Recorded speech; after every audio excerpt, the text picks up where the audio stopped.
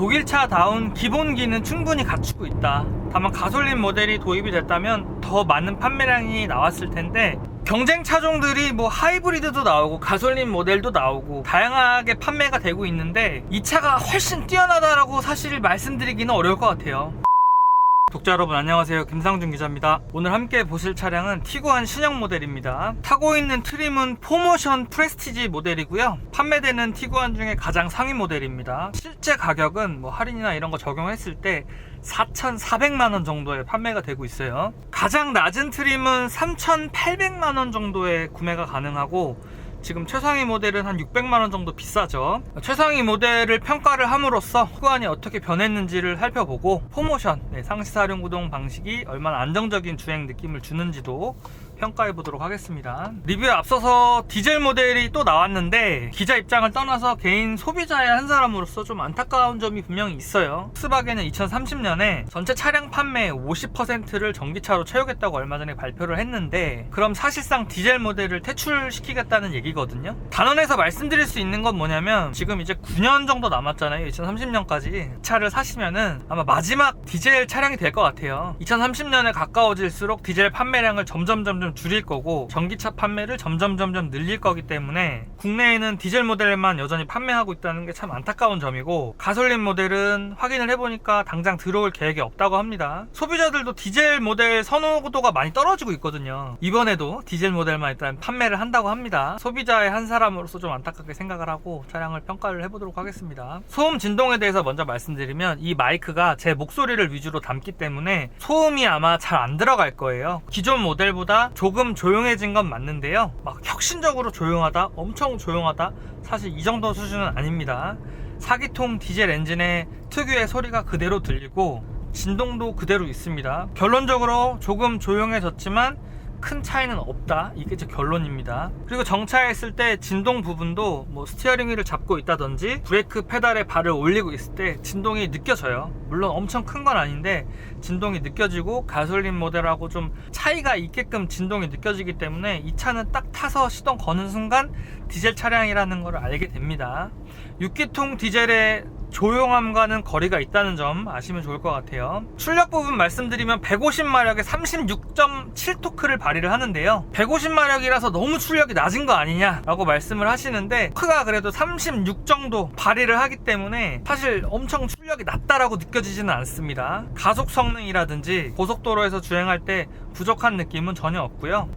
이렇게 가속 페달 꽉 밟으면은 터보렉이 있지만 반응을 해서 약간 목 이렇게 제껴주는 거 보셨죠? 그래도 확실히 디젤 모델다운 토크의 힘이 있습니다. 이 차는 패밀리 SUV로 주로 이용하시는데 승차감 상당히 중요하잖아요. 승차감 전반적으로 좋은 편인데요, 부드럽다, 탄탄하다, 이 느낌의 딱 중간 정도라고 보시면 될 것 같아요. 나름대로 잘 타협을 한 것 같아요. 그래도 폭스바겐 차량 중에서는 승차감이 상당히 좋은 편이고, 이 차를 여러모로 테스트를 해봤는데 이 차의 최대 장점은 고속 주행 안정감하고 연비입니다. 테스트를 고속에서 다양하게 해보니까 고속 주행 안정감이 상당히 뛰어났어요. 그리고 포모션 시스템, 상시 사륜 구동 방식까지 있다 보니까 안정적인 주행 질감을 확실하게 보여줬고, 그거는 장점이고요. 연비는 리터당 13 정도를 꾸준하게 유지를 하더라고요. 연비가 막 엄청나게 좋다, 뭐 이 정도 수준은 아니지만 전반적으로 좋은 수준의 연비를 보여줬다, 이렇게 볼 수가 있습니다.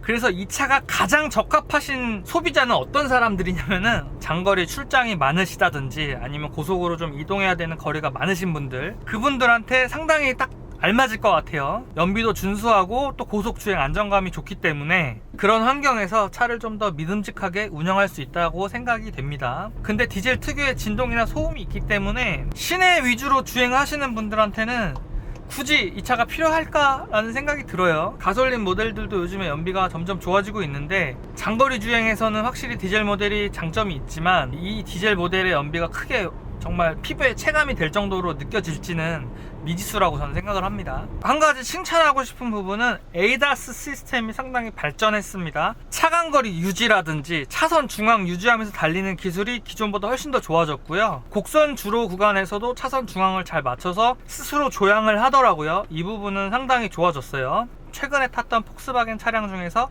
가장 뛰어난 ADAS 성능을 보여줬습니다. 그리고 애플 카플레이 무선으로 연결이 되고요. 화면 크기도 적당해서 보는 시인성 편리성 상당히 좋았습니다.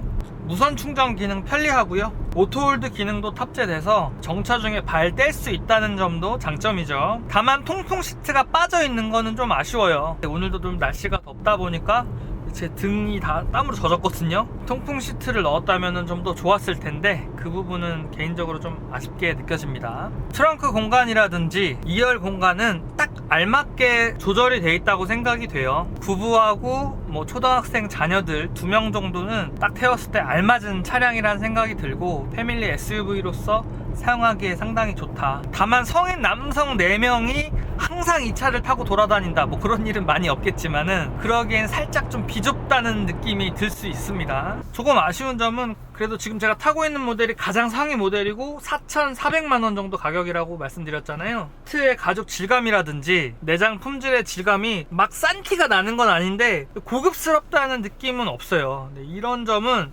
소재를 만져보면 은근히 좋거든요. 근데 그래도 좀 눈에 보이는 이런 부분들을 조금 더 좋게 해줬으면 어땠을까 이런 생각이 듭니다. 사실 이런 거는 현대 기아차보다 조금 내장재 품질이 약간 떨어지는 것 같이 느껴지거든요. 실제로 만져보면 그렇진 않은데 시각적으로는 그렇습니다. 영상을 정리를 해보면 독일차다운 기본기는 충분히 갖추고 있다. 다만 가솔린 모델이 도입이 됐다면 더 많은 판매량이 나왔을 텐데 디젤 모델의 한계는 좀 분명히 있다고 생각이 됩니다. 경쟁 차종들이 하이브리드도 나오고 가솔린 모델도 나오고 다양하게 판매가 되고 있는데 이 차가 훨씬 뛰어나다라고 사실 말씀드리기는 어려울 것 같아요. 디젤 모델만의 장점이 분명히 있지만 단점 역시도 존재하기 때문에 그렇다고 엄청나게 파격적인 가격에 판매되는 건 아니잖아요. 경쟁 차종들하고 잘 비교를 해보시고 이 차가 정말 매력이 있는 차량인지 잘 판단하시고 구매를 하시면 좋을 것 같습니다. 독자분들 감사하고요. 더 유익한 자동차 컨텐츠로 다시 찾아뵙겠습니다.